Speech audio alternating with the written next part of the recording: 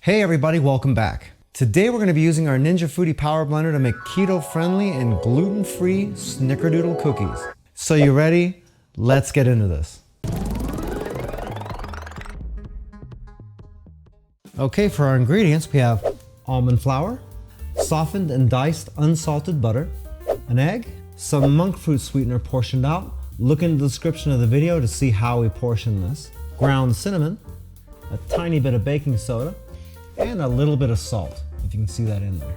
Remember, if you want to make this recipe, all the ingredients and measurements are down in the description area of the video, along with the calorie count, the protein, the carbs, and the fat per serving. First off, we're going to go ahead and preheat our oven to 350 degrees, and we're going to line a large sheet pan with these non-stick baking liners.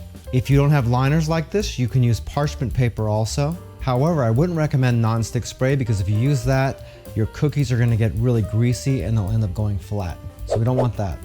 The first thing we're going to do is take our cinnamon and go ahead and pour our smaller portion of monk fruit sweetener straight into it. Then we're going to go ahead and mix that up, and then we're going to set that aside for now.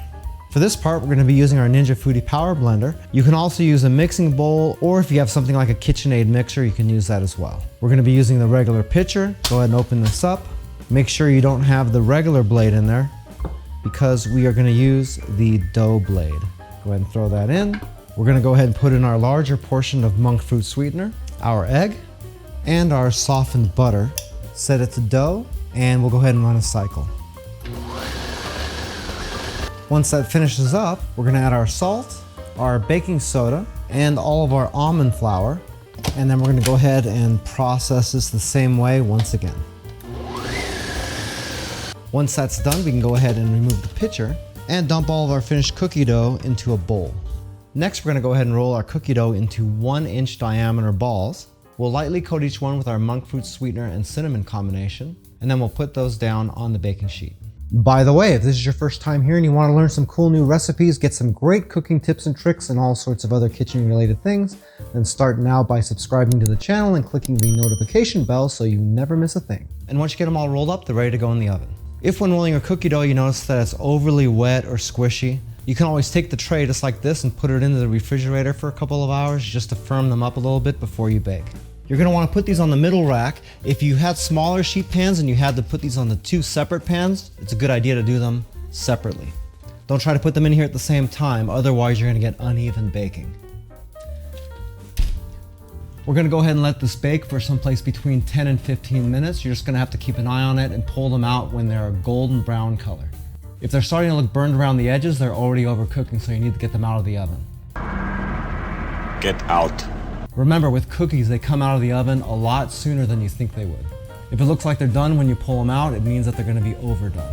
6 hours later. Okay, it's been about 10 minutes. Go ahead and check these out. And these look pretty set, so we'll go ahead and pull them out and let them cool.